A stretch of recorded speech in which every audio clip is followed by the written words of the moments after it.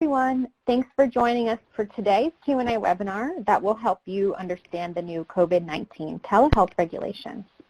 We'll have a brief presentation followed by the Q&A, so if you'd like to ask a question, you can type it into the questions box on your screen.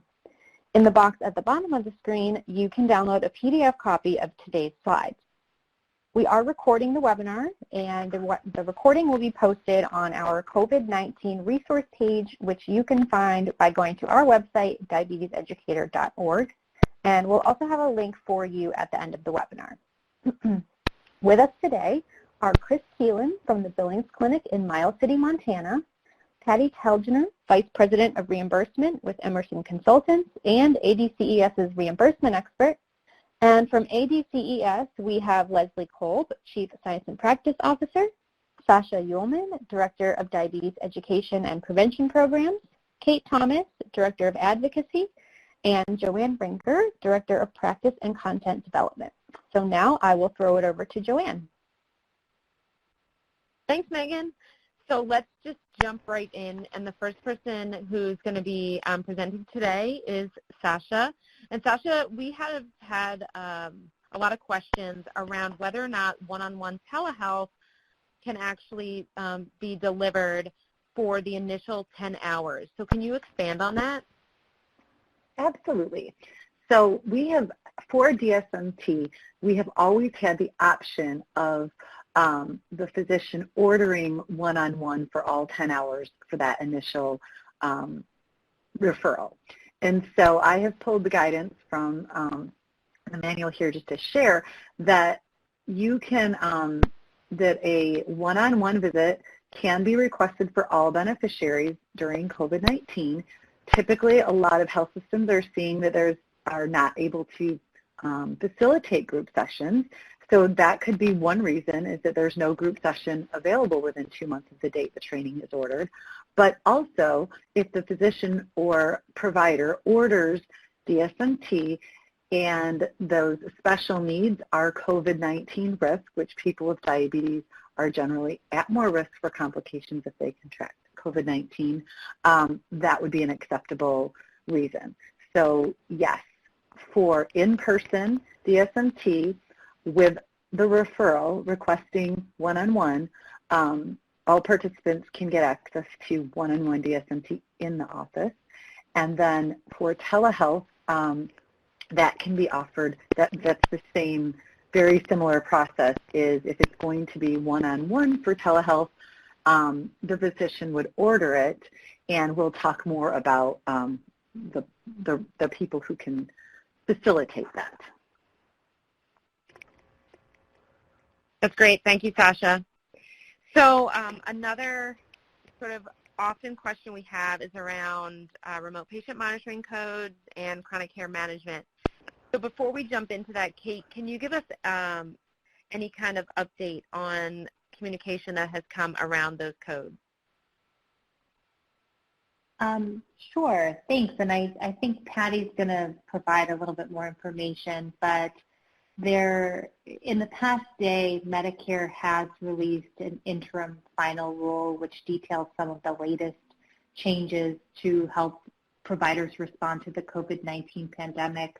There is a reference to remote patient monitoring in there. We think the impact on diabetes will be minimal, but we are going through that rule right now, and we'll alert everybody if there is an impact with that regard.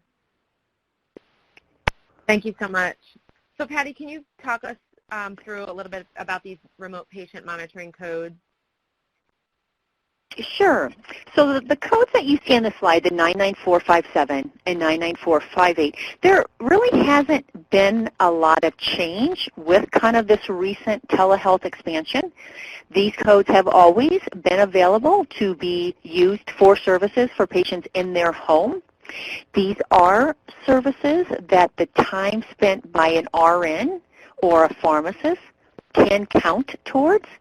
The time limits are for the 99457 is a minimum of 20 minutes, and then the 99458 is a new code, so that would be billable if another 20 minutes is met. Again, not a lot of changes as these have been available since January 1st for the 99457 and the 99458 since January of 2020. Same rules apply, that you do need to make sure that the patient has given consent to receive remote monitoring. Always encourage very good documentation, that you document the actual time spent with that patient and also what was covered during that time spent with that patient remotely. Thank you, Patty. And then how about chronic care management services? So I kind of we all kind of feel like everything in the world is changing, and we kind of come back to, not everything is changing from a coding perspective. Same thing with chronic care management. That is a benefit that has been available for kind of 3+ years. So for those of you currently offering chronic care management, continue to do so. The time that an RN or a medical assistant, pharmacist, again, important to know, that time spent by those healthcare providers can count towards whether it's a 20-minute code or a 40-minute code for chronic care management. Same requirements of patients that need to meet to be eligible for chronic care management. Then you need to have at least 2 chronic diseases. They need to meet other criteria that is still in place. Again, if you're providing chronic care management, great. Continue to do so. Make sure that you are documenting, again, the time spent with the patient or caregiver, in this case, and exactly what was discussed. But again, not a lot has changed with the chronic care management services. Perfect. Thank you, Patty.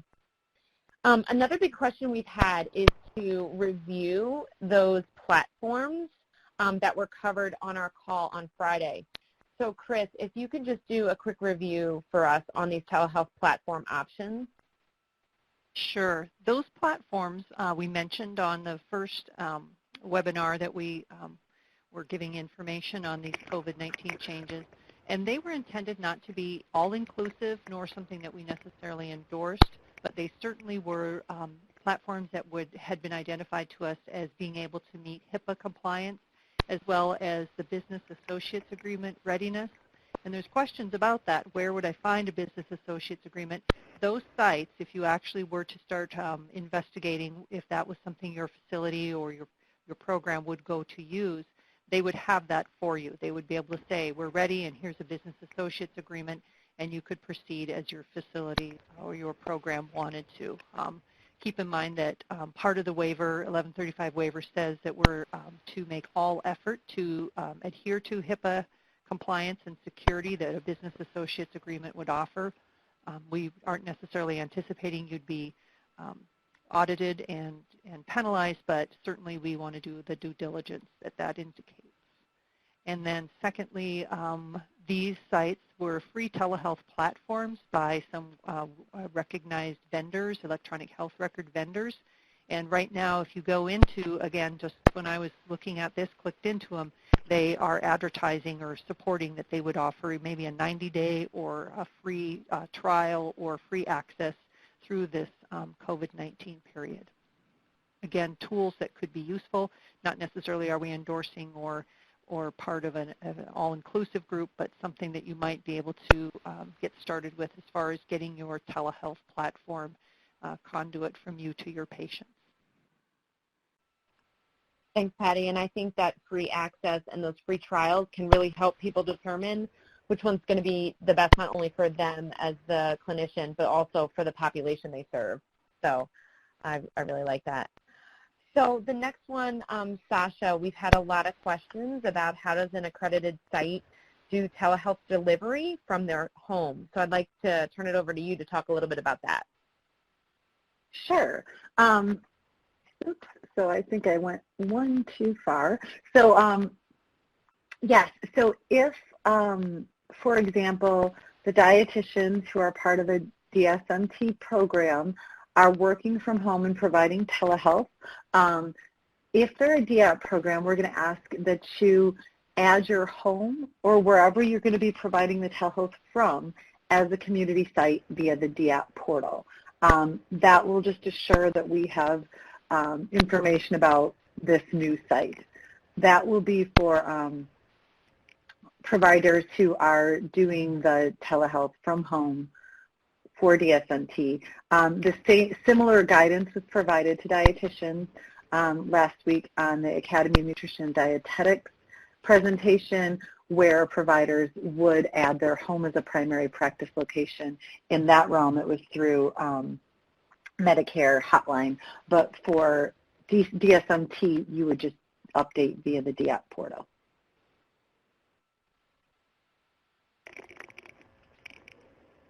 Okay, and then I think, Sasha, you have a couple additional updates for us on tools, et cetera. Yes. So I just wanted to share a few useful tools as I have been talking to some of our leaders in diabetes self-management education and support who are actually doing research on telehealth. And a big thank you to Linda Seminario for sharing some of these tools here. And I have a couple more I will be getting out there, and we'll get those to our site. But one of the first is this telemedicine usability scale.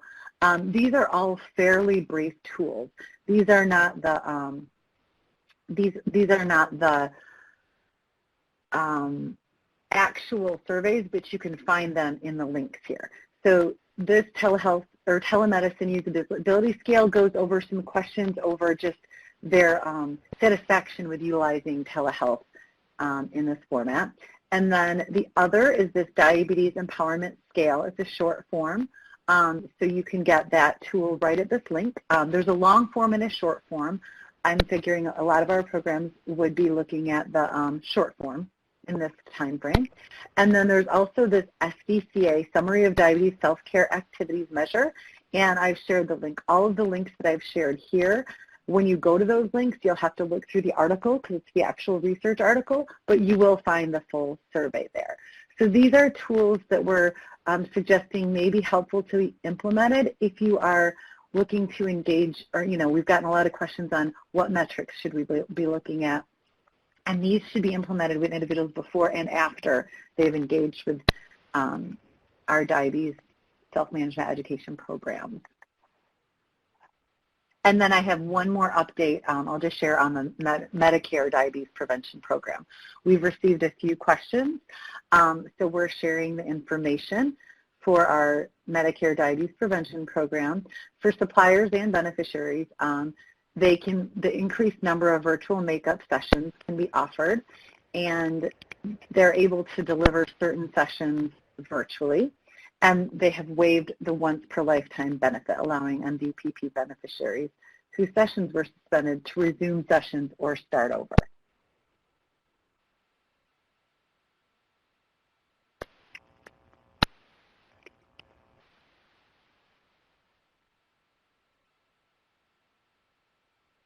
Thank you, And then Sasha. I can, oh, go ahead.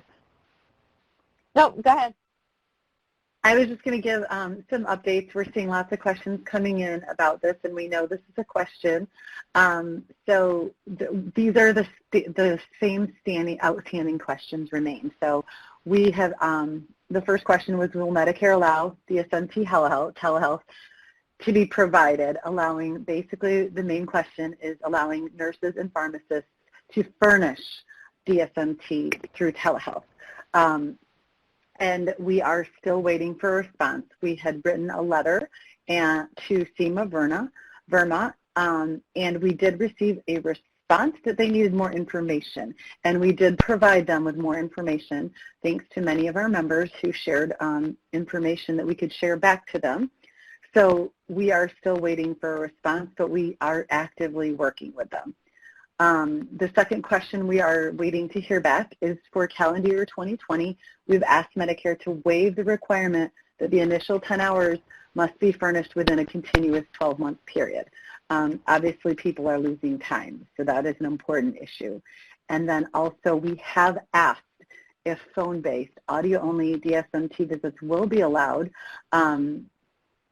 assuming we get the right answer on the first one, or our hoped answer on the first one, and then hoping to meet the needs of those potentially who just don't have access to those audio and video communications.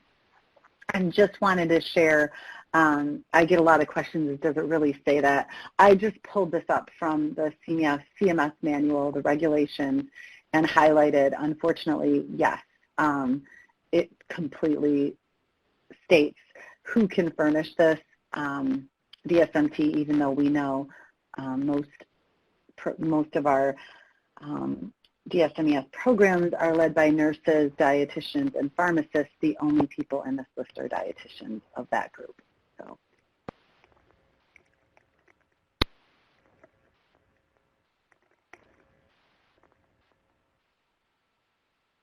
Okay, Sasha, and then do you want to cover some telehealth resources as well?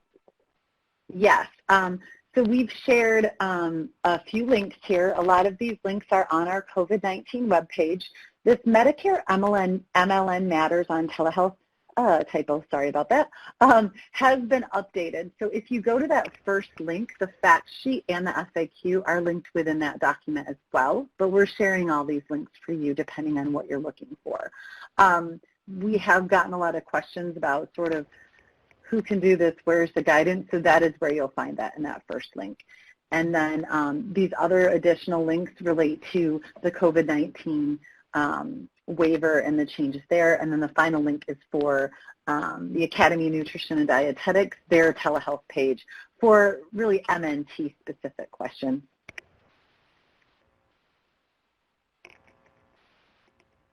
The last slide here is just a reminder of how to reach out to your Medicare administrative contractor. Thanks, Sasha. All right, so it's time to jump into some Q&A, and we have kind of a really good list of questions going here. Patty, can you tell us a little bit about the UB04 form and what we need to know? Sure. So the majority of you, if not all, have already been billing for DSMT. So providers need to know that you continue to use the same form as you've always used, whether it's the CMS 1500 or the UB04. You continue to bill under the same program MPI, and you continue to use the same G codes. For those of you that had already been set up to do telehealth prior to these changes, continue to bill as you have. Again, same form, same provider MPI. If you have billed DSMT, just not telehealth-wise, one thing you will need to add is under the CMS 1500, that place of service would be O2, which means home. If you are under a UB04, that revenue code would be 780, which would again identify that service as being provided via telehealth. But again, no change in what form or your MPI. Continue to bill as you have. Thank you, Patty. That's really helpful. Chris, one question we got that I think would be great for you to answer. Can we do a 15-minute conversation, show a 30-minute video, then review for 15 minutes, and still bill for 60 minutes total?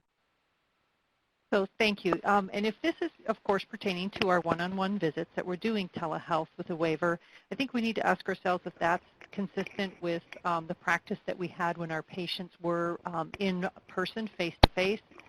In my situation, I would not visit with a patient, do some of the cycle of education standards that we adhere to, find their learning needs, assess what is it, the components of education we are intending to carry out. I would not show a 30-minute video where I essentially wasn't maybe even present or being able to do things and then get back to them. So I think I have to think in the essence of what I'm doing with my patients in person. It's not necessarily attractive to me at all. I think PowerPoints went away a long time ago for most of us in DSMES, so we're really trying to get the essence of that care to assess learning needs and assess our patients' level of retention and response to it. In my practice now, doing telehealth, and with those patients we don't have necessarily a tech connect, a telephone visit. I might barely touch on some of the essence of what we want to talk about, but first of all, I'm very intentional in determining my patient's level of diabetes distress in this time because it does get a lot of effect from COVID-19. I usually start my sessions trying to find out, a lot of my patients are in remote communities. Do they have their medications, access to food, any concerns there with security issues? And I always wrap up with a lot of attention to what we're wanting to do to achieve those kind of supporting the diabetes distress. So I think in this time, it really isn't something that I would feel comfortable at all attending to. I first want to attend to my patient. Thank you so much, Chris. Sasha, we have a couple questions for you. The first one, is the DAP portal the ERP portal? My apologies. I meant the DAP dashboard, and it is the same idea, only it's for diabetes education accredited programs through ADCES. So you would have to check with ADA to find out how they are handling this. But the DAP dashboard is very similar to the ERP portal. It's where our accredited programs go to apply and enter all their information. Perfect. Thank you. And then the other one we had for you is, if we add a site, which is their home, does that cost $100 per added site for DAP? Oh, good question. No, community sites are free, so it doesn't cost anything to add a community site. A branch location, when people are adding branch locations, those are $100 extra, and that is usually in the case that they're going to be billing under a different NPI number. So as Patty has mentioned, in this scenario, they would not be billing under a different NPI number. That's great. Thank you. Kate, one for you. Can you summarize where we are with any new F2HC rules? Sure. So on Friday, you may remember, if you participated in Friday's Q&A, that we were presenting just as the House of Representatives was passing the CARES Act, which did open up room to expand telehealth services that can be provided in FQHCs. Yesterday, Medicare did address some of this in the interim final rule that they released, and we are going through that right now to see what the actual impact this would mean for DSMT services. So look for more information to come there. We are processing that information. The interim final rule did address Medicare DPP, which Sasha presented on. It would address specifically what clinicians need to do with new patients, that they can provide telehealth services to new or established patients, that they can waive cost sharing for original Medicare if necessary. So they did address a few of these provisions that we've been tracking closely, but more to come with regard to FQHCs. Thank you so much, Kate. The next one's for Chris. What needs to be on a consent form? How do you get consent? And then how do you document consent? I think people would probably be best served to speak to their facility and making sure that they're communicating well within the intentions of their facilities, practice, and rules at this time.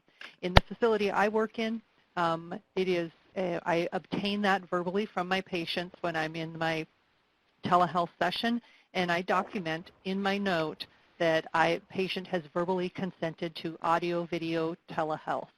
So I'm not actually having them sign a form. I think there's a bit cumbersome there in terms of you might be able to use a platform that has security and that you could send a form to a patient to sign that they could then mail back. That would be another avenue, but the basics of what my facility has adhered to is that I document patients' verbal consent to audio-video telehealth. Perfect. Thank you so much. The next one is for Patty. Patty, if you have not provided telehealth previously, can you provide it now? Absolutely, under the restrictions that are currently in place. Again, the patient still needs to meet the same eligibility for DSMT, but yes, even if you have not provided telehealth in the past, you can certainly provide it today. I'll repeat kind of what we talked earlier, that the form that you've been billing under, the MPI of the program you've been billing under, and the G codes would stay the same. The true difference would be on a 1500, it would be 02 as your place of service, and under the UB04, it would be a revenue code of 780. Perfect. Thank you so much. This next one's for Chris. Most people find FaceTime the easiest. Is this considered okay? FaceTime is one of the approved platforms.